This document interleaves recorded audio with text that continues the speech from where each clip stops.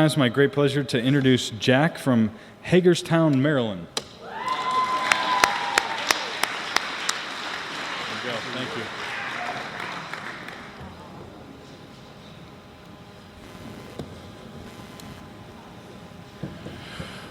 Well, good evening, everybody. My name is Jack, and I am an alcoholic. And I am from Hagerstown, Maryland. I'm a member of the cleverly named Hagerstown group of Alcoholics Anonymous. We are the third oldest group in the state of Maryland. I think we'll have 62 years this coming September.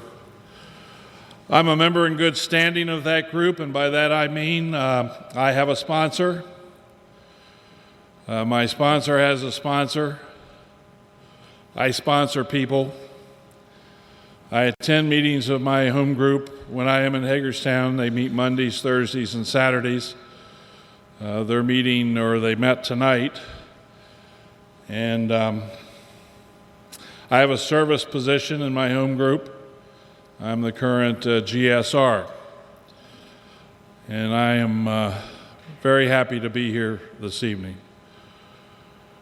I want to thank Bob for inviting me to be here. I think it's real important that you know who is responsible for my being here tonight, because if I say anything that offends you during the next 2.5 hours that we're together, please do not talk to me about that, okay?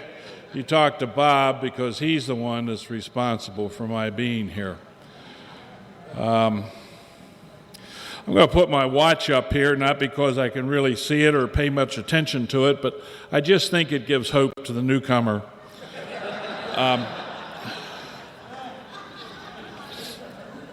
I think you all know this, but I think it bears repeating just because this lead is being recorded in case somebody gets hold of this CD. I am not a spokesperson for Alcoholics Anonymous, nor am I an expert on Alcoholics Anonymous. I'm merely a guy who's been invited to come here to share with you my experience, strength, and hope.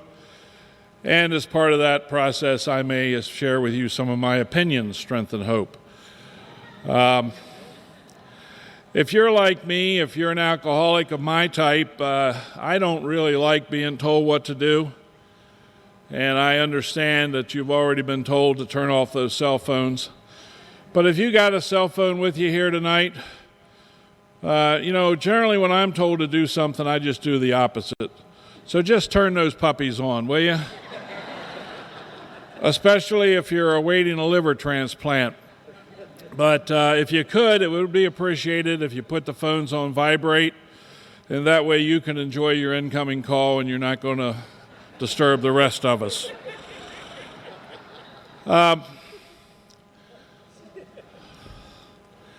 My father is an alcoholic. That is not why I'm an alcoholic. But my mom, who's 92 years old, does not believe that I am an alcoholic.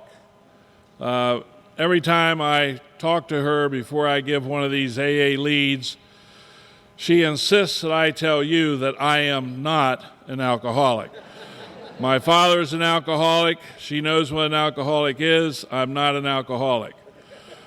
But let's see whether or not I qualify by giving you a few snapshots of things that happened to me along the way getting here. I'd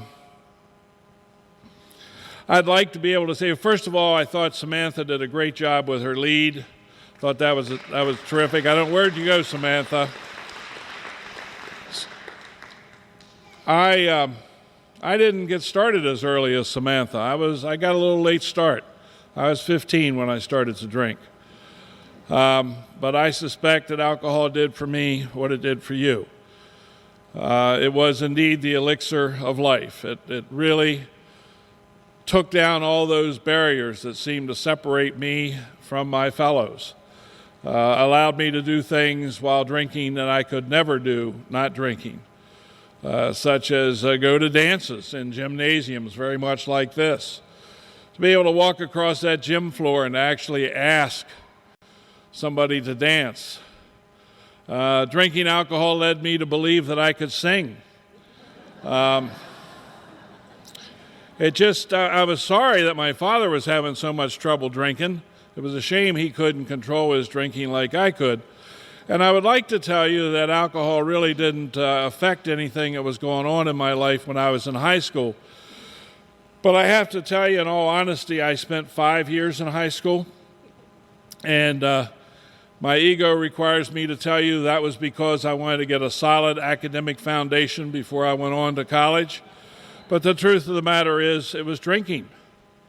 It was drinking that caused me to be in high school for 5 years. And so at a very early age, there's drinking with no problems, I thought. But in reality, there was drinking with some problems.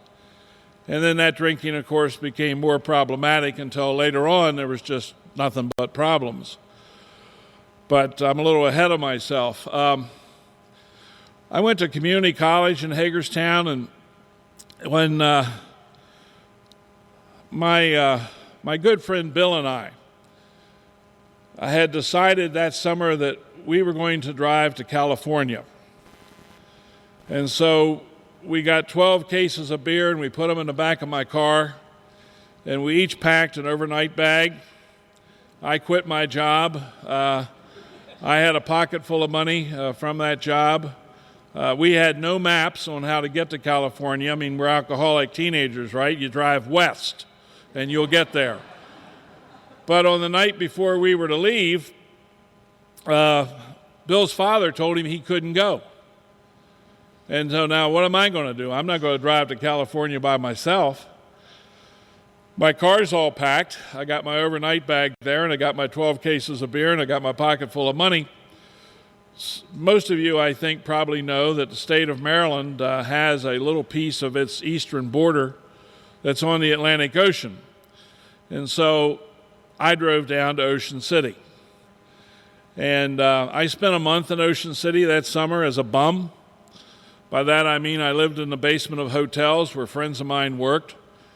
I ate leftover restaurant food. I would go by the restaurant late in the evening and they'd give me half a lobster tail that hadn't been eaten or a leftover crab cake. And so I didn't have to spend any money on room or board. I had my 12 cases of beer to drink, and then when I got finished drinking them, I had my pocket full of money. And I had a great month in Ocean City. In fact, I had such a good time in Ocean City that I decided that I wanted to work in Ocean City the following summer. But I'm a keen observer of my surroundings, and I became aware that in Ocean City, if you were a lifeguard or a beach boy or a bellhop or a waiter or a waitress or a bartender, if you drank like I drank and acted like I acted, there was a pretty good chance that over the course of a summer you were going to get arrested. And I didn't want to get arrested. But I noticed that there was one group of people who were not getting arrested, and that was the members of the Ocean City Police Department. So the following summer, I became a police officer. I was given a boardwalk beat, and no sooner did I start walking that beat than it became apparent that I possess a very unique trait, very helpful to somebody like me who's a policeman who likes to drink, and that is I can spot an underage drinker from 100 yards. And I would walk up to the person I suspected of being underage, and I'd establish through our conversation that indeed they were underage. And I would ask them if I could see what they had in their cooler. And they would tell me, well, what we have in the cooler, officer, is we've got some Coca-Cola and some tuna fish, and we've got some bread. And I said, well, could I look in the cooler? Well, sure. And they'd lift the lid to the cooler. And by golly, right there across the top of that cooler in a nice, neat row, Coca-Cola, a little tuna fish in a container off to the side, loaf of bread. And then I would reach down into the bottom of that cooler, and I'd come up with a Budweiser. And now the whole tone of the discussion changes. Because if you're that underage drinker, your life has just ended. At least your life as you know it. Because you're going to jail. Oh, I know, you think you're going to go to college, but you're not. You're going to jail. Going into the military? I don't think so. Military's not going to want you. You're going to jail. As a matter of fact, I'm going to take you down to the Ocean City Jail right now, and we're going to lock you in a holding cell. And then at 3 or 4 o'clock in the morning, I'm going to call your parents back in Baltimore, and I'm going to tell them that you are in jail and they got to come down and get you out. You'd like to offer some alternative to this? What did you have in mind? Confiscate the beer. Well, you understand that if I confiscate the beer, I'm going to have to take the cooler, and if I take the cooler, I'm going to have to take the Coca-Cola and the tuna fish. You're okay with that? All right. I'll tell you what I'm going to do. I'm going to write your name right here in my official Ocean City Police log. And don't you ever do this again in Ocean City. You promise? Okay, you're free to go. Now, it's real hard to walk a beat when you're dragging a cooler full of beer around behind you. And so I had to work out a deal with my lieutenant and my sergeant that they would come with their squad car and they would pick up the coolers as I collected them. And then at the end of the shift, I would give them the whiskey and the wine if I happened to acquire some, because I wasn't drinking whiskey or wine then. And I got the cooler and the beer and the tuna fish. I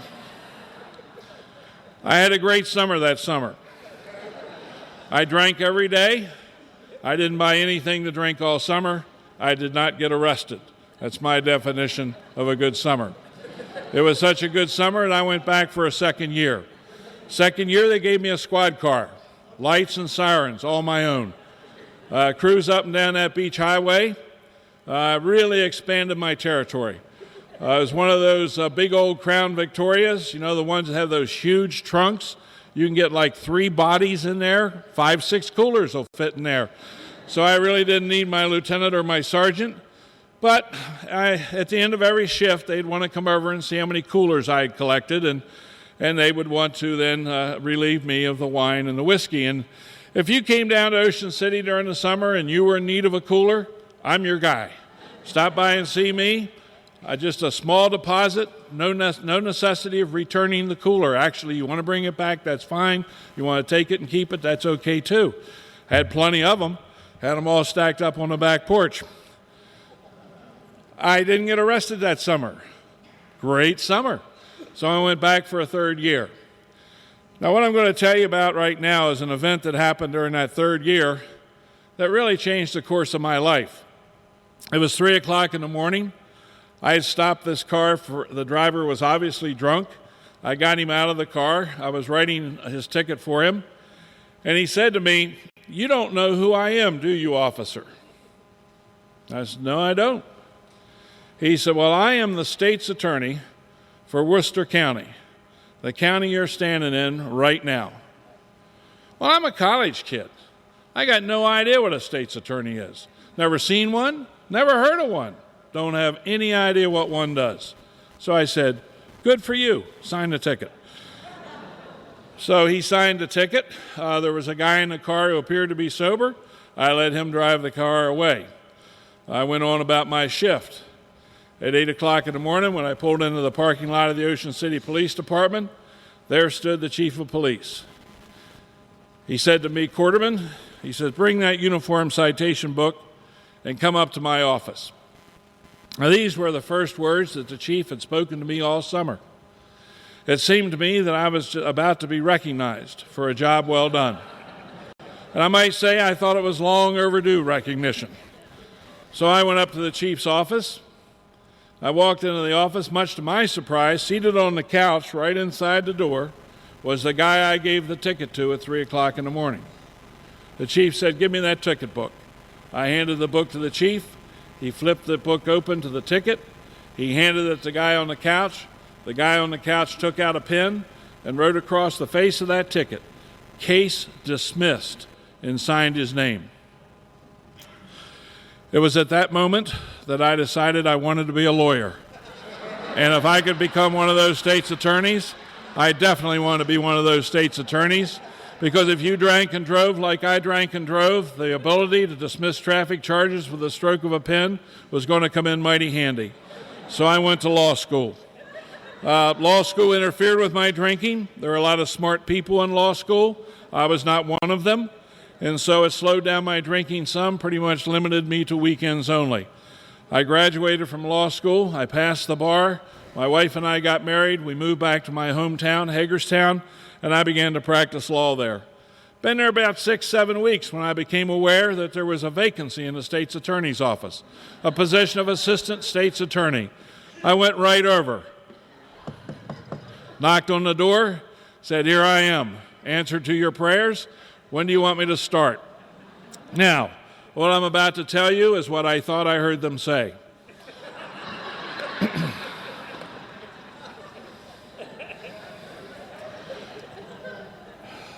I have a problem. I hear things that have never been said.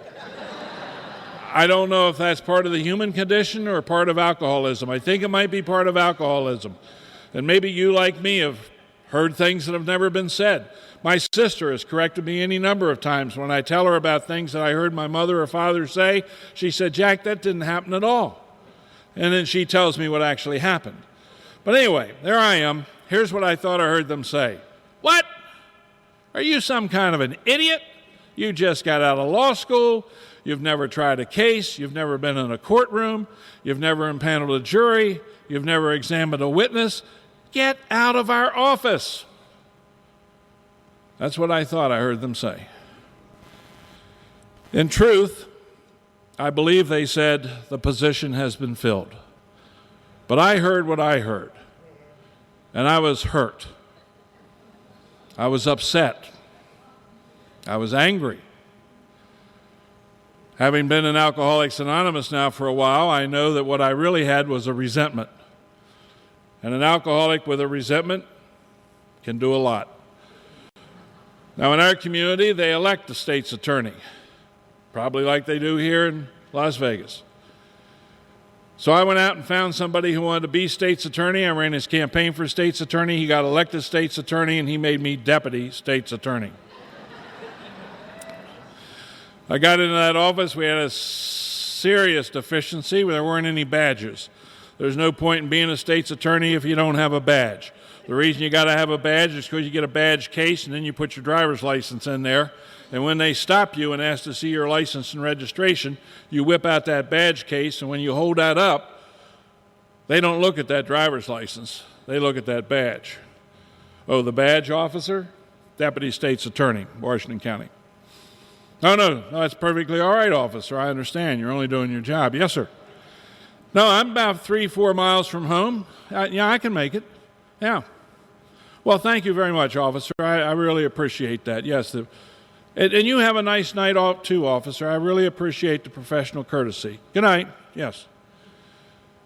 Now, some of you may be getting some insight into why I don't have any DWI arrests in my background. But it gets better. My boss, the state's attorney, was going to be appointed circuit court judge. And the governor, in fact, had him down to Annapolis, our state capital, and told him he was going to be circuit court judge. And if he got appointed circuit court judge, then I was going to get appointed state's attorney. I don't know about here in Las Vegas, but in Maryland sometimes the state senator sticks his nose in where it doesn't belong, screws everything up, and somebody else got appointed circuit court judge. I was disappointed for my friend, the state's attorney, but I was more upset that I didn't get to be state's attorney. I may not be much, but I'm all I think about. And so one night, while having some adult beverages with some like-minded individuals, we determined that somebody ought to teach that state senator a lesson. Somebody ought to run against him. So I ran for the state senate.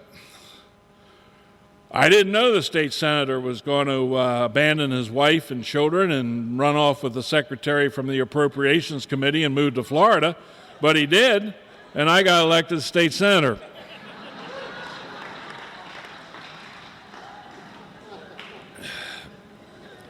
Now, in Maryland, when you get elected state senator, they give you a license plate.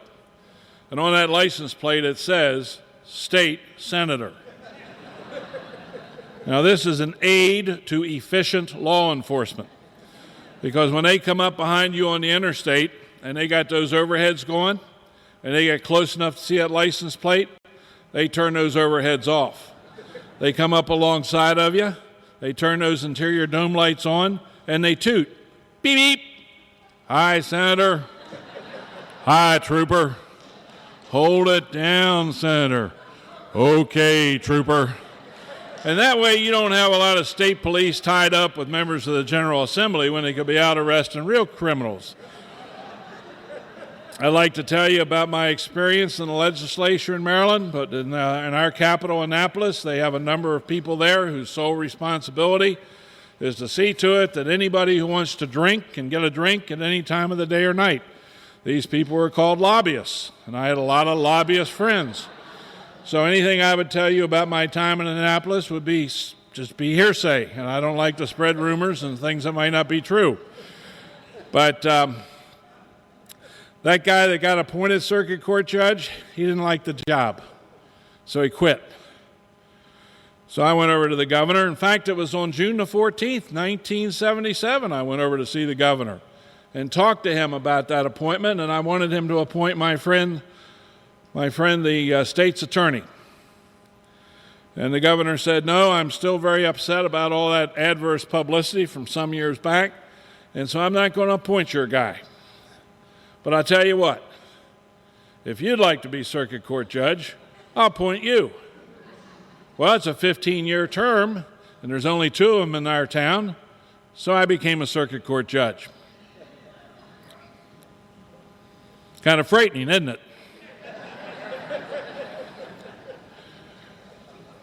Well, I want you to know that under my leadership as circuit court judge, because my father, you see, is an alcoholic, and I know what to do with alcoholics.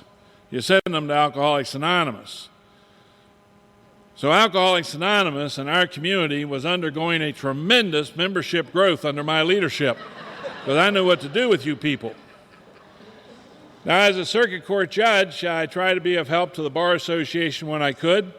One night they had a continuing legal education program, and prosecutor was going to put on his what he tried to prove in drunk driving cases. The public defender was going to talk about what he was trying to do in his case. Sergeant Long was there with a breathalyzer, and they needed somebody to drink the beer and blow into the breathalyzer.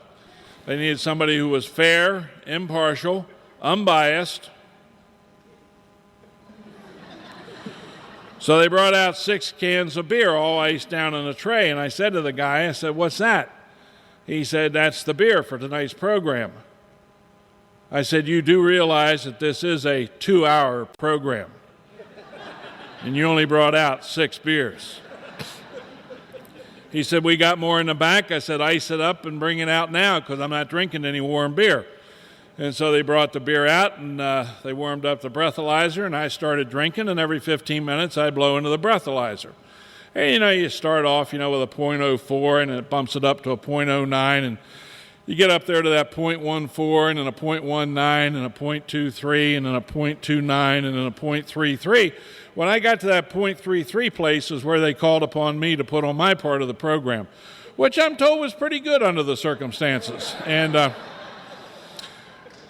so after the program was over, I said to the guy who was the chairman of the program, who's going to drive me home? He said, what do you mean? And I said, look, I just blew a .33 in Sergeant Long's breathalyzer. I can't go out and get in the car. Oh, geez, we never thought about that. I said, tell you what, I'll go into the hotel bar and I'll have a few drinks in there. You come in and tell me when Sergeant Long's left. And so after a couple of drinks, they came in and said, well, he's packed up and gone. And I said, good. And so I drove downtown, stopped in at the Broad Axe, had 2 or 3 drinks in there, and then went over to the cellar door and had 3 or 4 over there, and then I went home, and that was a night of social drinking for the judge. And it was April the 7th, and a lawyer and I had decided that we were going to, I told my wife that we were going out to dinner. But the real reason that we were going out to get drunk. It wasn't one of these situations where we got drunk by accident.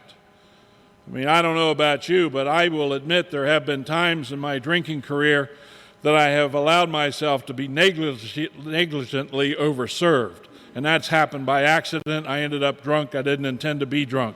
But this particular night, we went out to get drunk. knee walking, snot flying drunk, no question about it. We ended up in a local cocktail lounge, and let me say parenthetically that I really enjoyed drinking. I enjoyed everything about drinking. I like top shelf, I like bottom shelf, I like imported, I like domestic. When it comes to wine, I would prefer not to have a bottle with a cork in it. I'd like those twists off a lot better. My favorite drink, my drink of choice, by all means, Jack Daniel's Black Label Crushed Ice Twist of Lemon. That's my drink. Although, I must say, I certainly had a fondness for the gin martini. Very much like the gin martini, particularly like those big olives that you get in the gin martini with those big pits. That's the only place I've ever seen them, is with a gin martini, although I also tell you that I had a very bad gin experience one time, and even to this day, it's hard for me to go into a pine forest. So,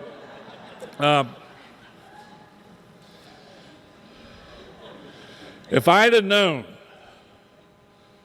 that this was going to be my last drink of beverage alcohol, you need to know I would have ordered something different.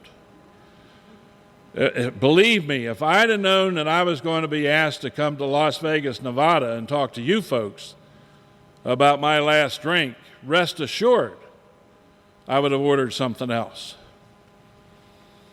Because it's really with a considerable amount of embarrassment that I stand before you tonight to share with you the fact that my last drink of beverage alcohol was Tia Maria.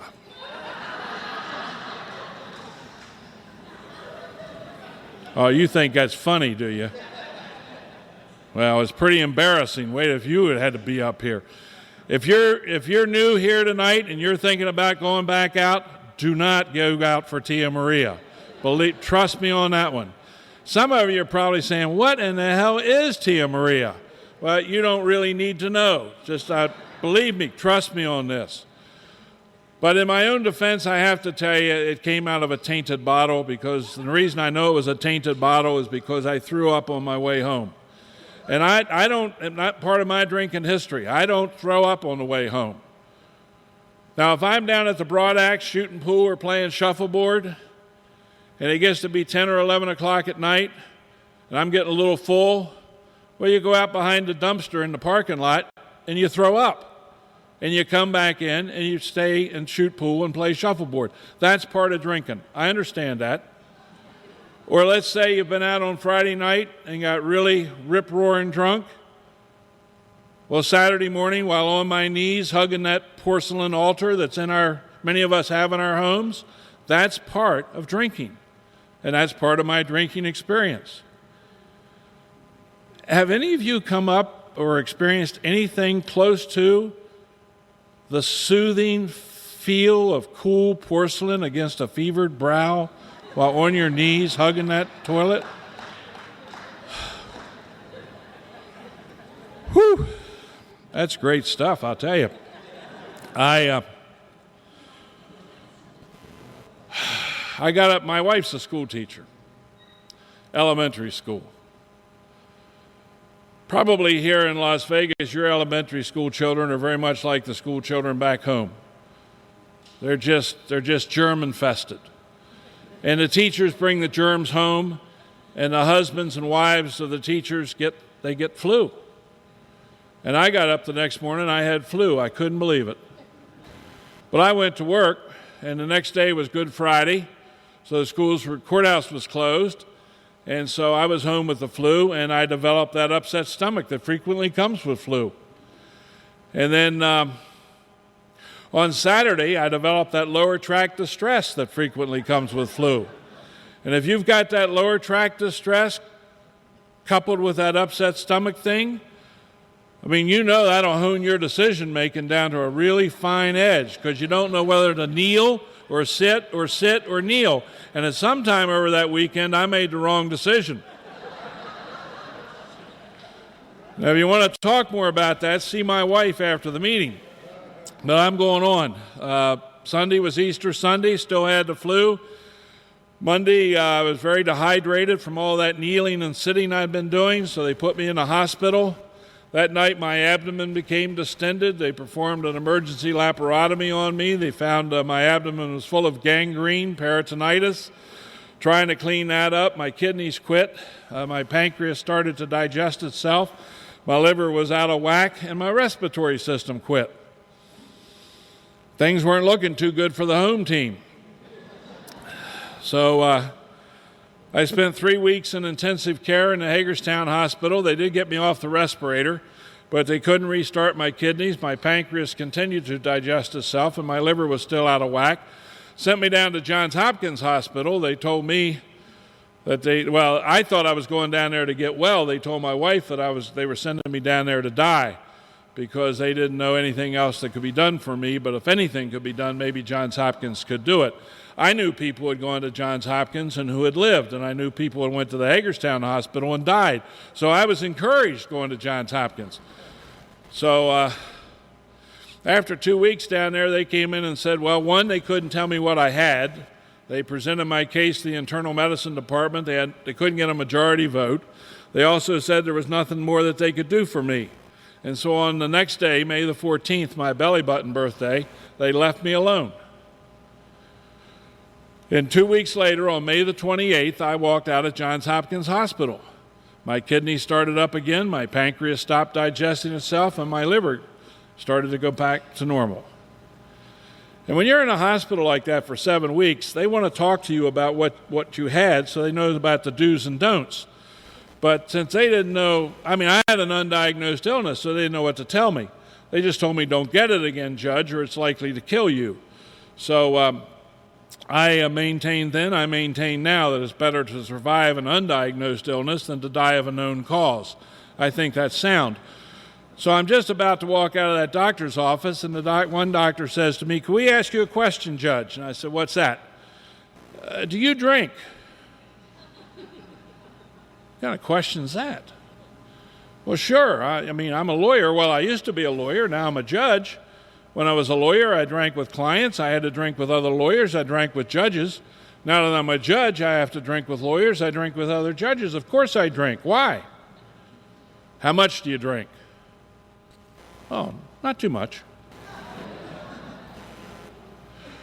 Well, we'd like you to quit drinking for a while.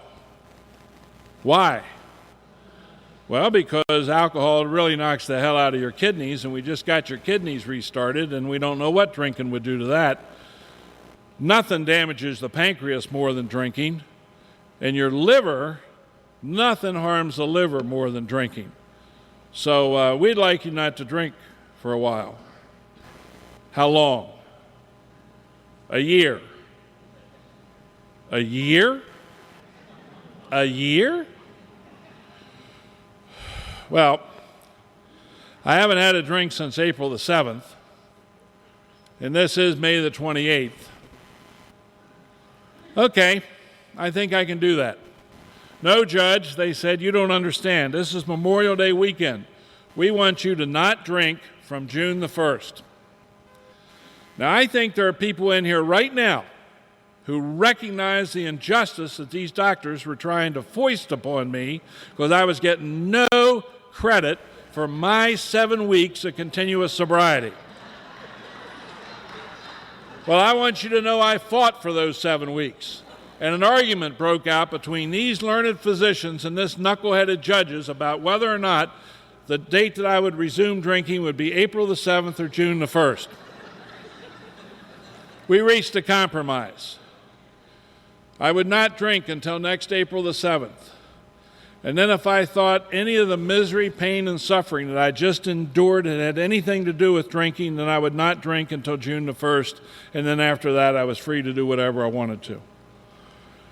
And I walked out of the Johns Hopkins Hospital on May the 28th, not drinking, into the most insane period of my life. In the big book, it says in the doctor's opinion, you take alcohol away from an alcoholic and we get restless, irritable, and discontent. Well, I don't know about you, but that was an understatement in my case. I was pissed off in a spring-loaded position. That's what I was. When I was drinking, My wife and I were separated on 3 separate occasions, and there were women involved. And after I stopped drinking, my wife and I were separated on 3 separate occasions, and there were women involved. Now, I think that's pretty clear evidence that drinking had nothing to do with any of those separations. But alcoholism had everything to do with all 6 of those separations, and we didn't know it. We did not know it. Now, if I don't screw this thing up, come August, my wife and I are going to be married 42 years. Stand up, honey, and let them see you're here.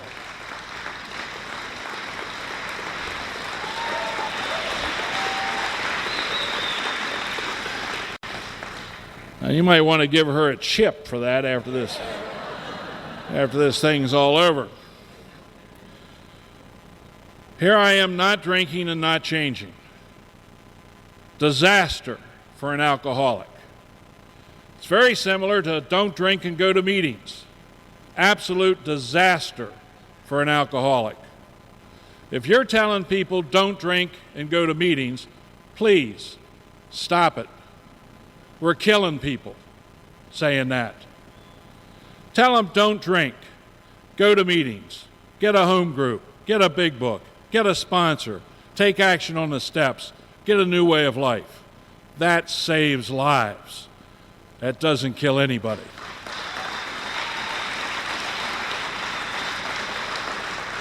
I am certifiably insane. I hold a prominent position in our community. I'm not drinking and I'm not changing, and I'm going crazy.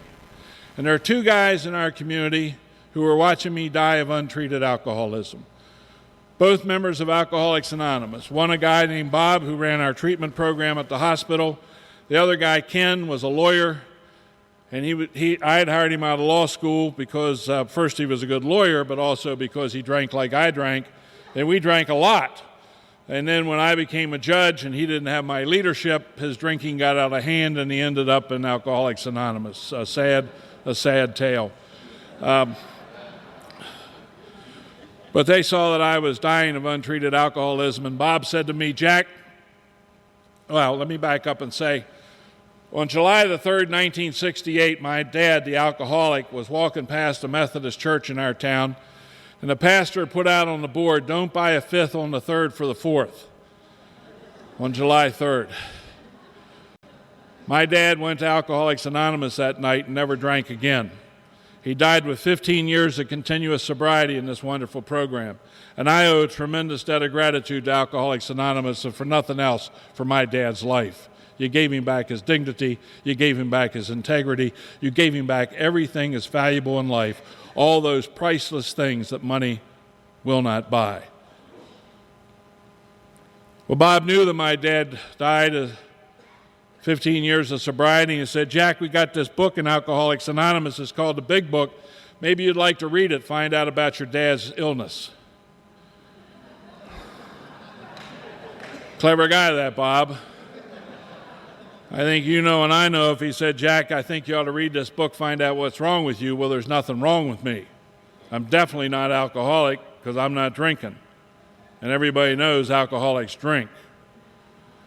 So I read the big book, and it didn't surprise me at all. My dad's in there. He's a real alcoholic as described by the big book. What surprised me was that I'm in there. I hadn't counted on that. Bob and Ken, they'd counted on that. And so I was willing to concede to my 2 friends, Bob and Ken, that maybe possibly there was a slight chance that I may have contracted a very mild case of Alcoholics Anonymous. Caught it just in time.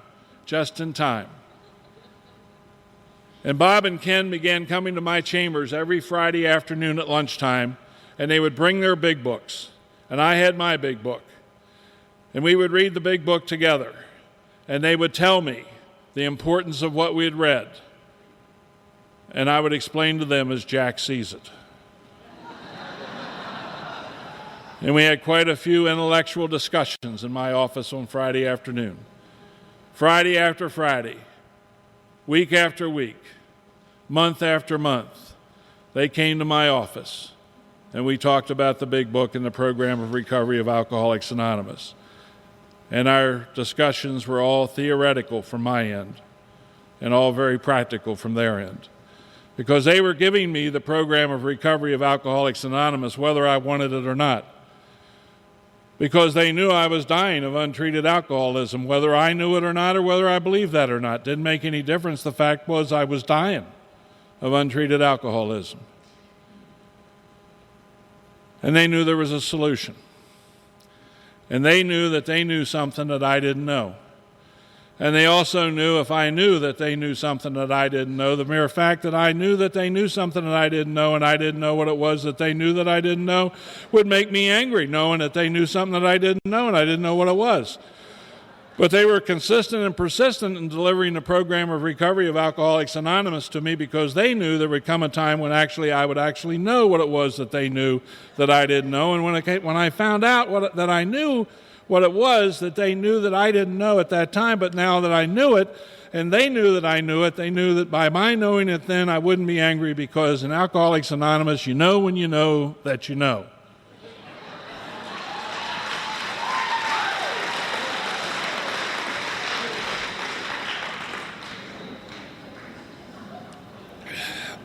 Now, if you followed any of that, you're in the right place. And if you found that to be the least bit confusing, you're also in the right place. Just means you don't know. December 22nd, 1989 was a Friday before Christmas. The courthouse was closed, so we couldn't have our big book discussion in my chambers. So the three of us went out to lunch. My wife and I were separated yet again. I had an apartment. After lunch, we went our separate ways. I went back to my apartment. Propped against the door of my apartment, there was a box, a Hickory Farms cheese log box. One of these things you only see it at Christmas. Somebody sent the judge a sausage or a cheese log. I thought that was nice. Think I'll go in, have a little snack, take some messages off my answering machine. I want you to know I had plans for that night. I had plans for Christmas. I had plans for New Year's. I had plans well in to the next year. I've got that box in my hands. I'm trying to figure out how to get it open. While I'm listening to the answers on my answering machine, I slit the tape with my car keys, and I lifted the lid of that box, and boom!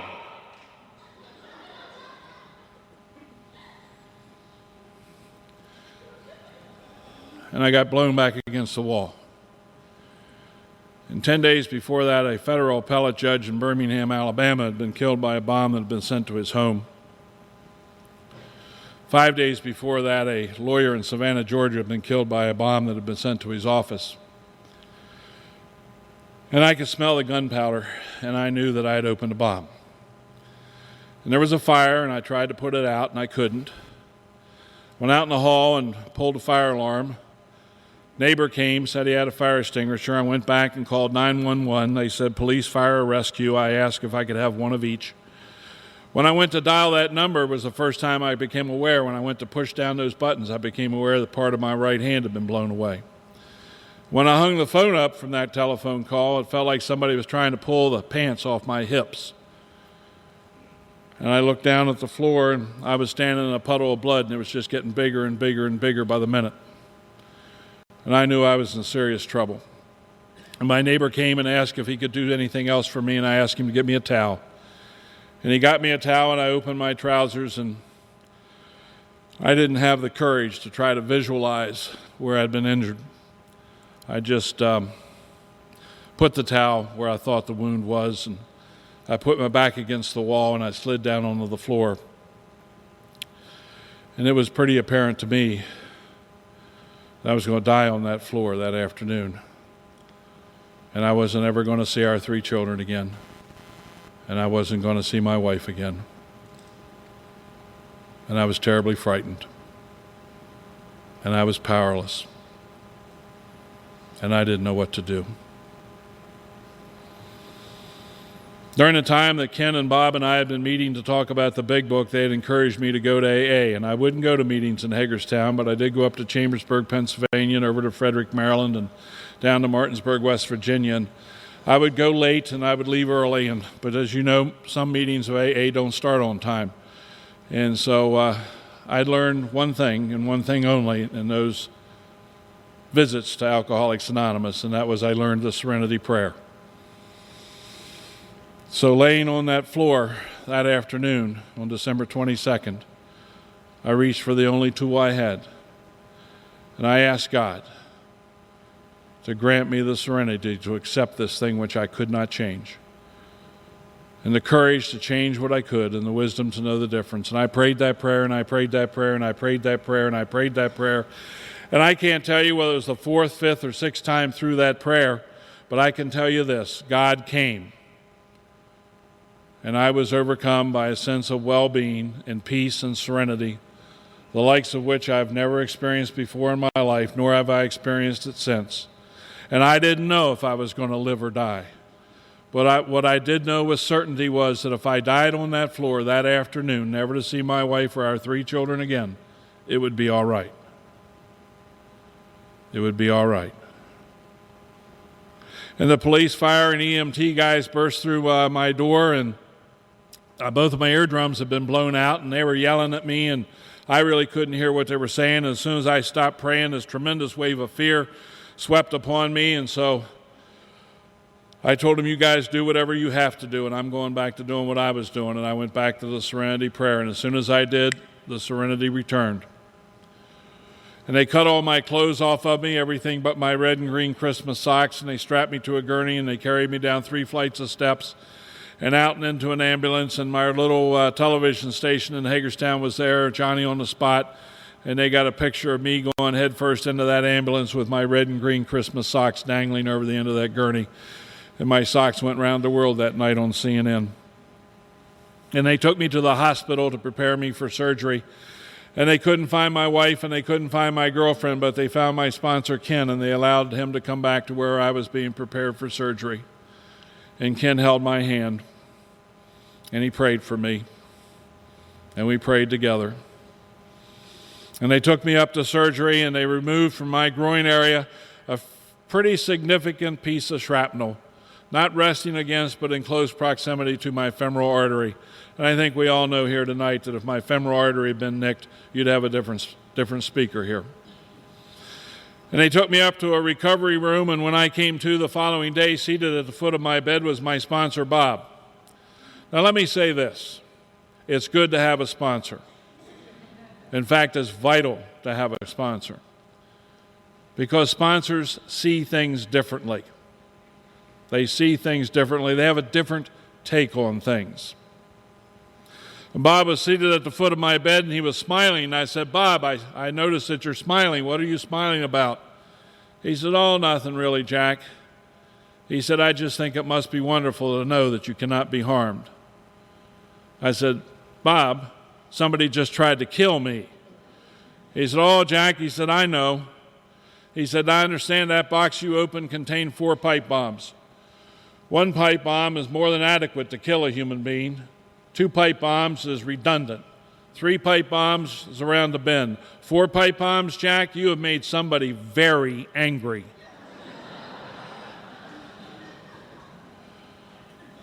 In point of fact, Jack, man has done his very best to kill you. And the only explanation of your survival is the grace of God. It's good to have a sponsor. I wouldn't have come up with that in a million years. He said, God has work for you to do, Jack. I said, really, Bob? What kind of work does God have for me to do? Oh, he said, Jack, I don't know about that. He says, but I do know that it's God's will for you to be a sober member of Alcoholics Anonymous. And in order for you to do that, you're going to have to pray the 3rd step prayer with either Ken or I. You're going to have to do a 4-step inventory. You're going to have to start to uncover and discover that's what's been blocking you off from the sunlight of the Spirit. You're going to have to do a 5th step with me or with Ken. You're going to have to make that 6-step decision. You're going to have to pray that 7-step prayer, make that 8-step list, begin making those 9th-step amends so you can live in 10, 11, and 12 and become a maximum service to God and to your fellow man. Good to have a sponsor.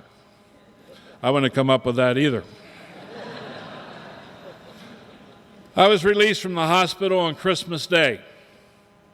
Best Christmas I ever had up to that point. The following Christmas, my wife and I reconciled, and we've been together ever since. And I think I can say without hesitation or reservation or fear of being contradicted that our life together today is better than it's ever been. And I owe all of that to a loving and gracious and caring God and the program of recovery of Alcoholics Anonymous. If you're new here tonight, or if you're coming back, stay here.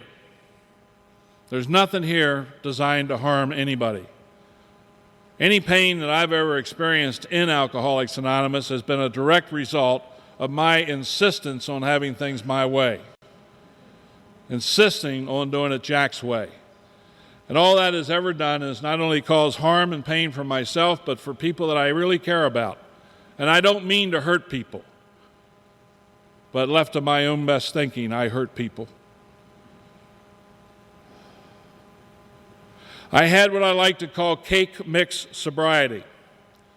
By that I mean I had been reading and no action. If we went out here to the grocery store and got a package or a box of that Duncan Hines Red Velvet Cake Mix, on the back of that package, Duncan Hines has a 3-step program for the production of a red velvet cake.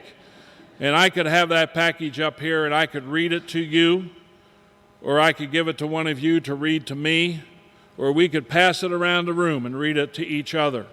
But I'm the kind of guy, having read the back of that box, I'm looking for my red velvet cake. I'm in my office every Friday reading the big book with Ken and Bob, and I'm looking for recovery. I'm not taking any action. I'm just reading the package, and I get no recovery. So when I got out of the hospital, I began to get busy in this program of Alcoholics Anonymous, and my life has been transformed. I can't begin to tell you the number of wonderful things that have happened to me, to my family, and to countless others. In the big book it says, if we get ourselves related in the right way to the God of our understanding, great events will come to pass for you and countless others. And great events have come to pass for me and countless others. Earlier today, I had the opportunity to go over to the detox. I think, West Care? It was a great event that came to pass for me. Tonight is a great event that has come to pass for me. The longer I'm in Alcoholics Anonymous, the less I really know. And yet what I find out here is that it's not about knowledge, it's about action. People talk about gratitude. And gratitude is not just something to be felt. Gratitude is something to be acted upon. You know, it says we're going to have a spiritual awakening as the result of these steps. And then we demonstrate our gratitude by carrying this message to alcoholics who still suffer. And there are alcoholics here tonight who are suffering. And I'm not talking about somebody who's here with 30, 60, or 90 days. I'm talking about people who are here with a couple of years. If you're here tonight and you're not happy, joyous, and free, talk to your sponsor, because you're doing something that you shouldn't be doing, or you're not doing something that you should be doing. Because this program guarantees me that I get to live happy, joyous, and free if I do the deal. It says in our book that these principles, which are spiritual in nature, if practiced as a way of life, will remove the obsession to drink. And that is a good thing. But more importantly, it says it'll render the sufferer, and that's me, it'll render the sufferer happily and usefully whole. And it turns out that's the very thing that I've been looking for all my life. It's the very thing that I was chasing in that bottle. I was looking in that bottle for something that would render me happily and usefully whole. And I find out in Alcoholics Anonymous how to do that. By taking actionable steps, which I think don't apply to me, by doing stuff that I think will not work, and getting results beyond my wildest dreams or imagination. Most people that I know outside of these rooms go through their lives wondering if God exists. And you and I get to watch God work on a daily basis. We are a blessed people. We have been given a tremendous gift, and we have been given a tremendous responsibility. I know this for a fact. I'm in Alcoholics Anonymous tonight because somebody prayed. I'm confident that my wife prayed. I'm confident that our children prayed. I'm confident that my mother prayed. Not that she thought I was alcoholic, she just thought I was crazy. Somebody please help my son. I'm here because a lot of prayers were lifted up. I am also absolutely certain that every one of us here this evening who's alcoholic, every one of you who's alcoholic, are here as a direct result of somebody praying. Maybe a lot of somebody's prayed. Now maybe you don't like hearing me say that. Well, I'm sorry about that. And I don't care. It's a fact. You didn't get here by accident. You got here because somebody prayed. A lot of somebody's prayed. Now here's something that you can agree with me on because you know it's true. And that is that the people who are in this room right here, right now, at this moment, have never been assembled together before in the history of the world. And we will never be assembled together again, ever. And our book says there is one who has all power. That one is God. May you find him now, right here, right now. Think about all the twists and turns that had to occur in your life to bring you here to this meeting, right here and right now. Consider all the twists and turns that I had to go through to get me here to this meeting tonight, right here, right now. There's somebody here tonight who fully intended not to come to this meeting. There is somebody here tonight who said, I don't want to go to that meeting, and somebody else said, get in the car. Somebody has been sent here this evening to hear something that I have to say. I don't know who that is. And I don't have to know. I just know that because I suited up and showed up and did the deal, that I became an agent of God. And that gives me the wham-whams, because I don't feel qualified. I don't feel qualified. Bob, agent of God. David, agent of God. Stephanie, agent of God. Jeff, God's agent. I didn't sign up for this. I just came here because I wanted to stop hurting, and I wanted to stop hurting people. And God said, I have work for you. I am to fit myself to be of maximum service to God and to my fellow man. I've got a pamphlet here, one of our conference-approved pamphlets. It's called A Member's Eye View of Alcoholics Anonymous. I hope you've read it. I think it's the finest piece of AA literature we have outside of the big book. That is my opinion. If you have not read this pamphlet, you don't have an opinion. So why don't you get a copy and read it and see what you think. I'm going to read to you something that's at the very end of this pamphlet.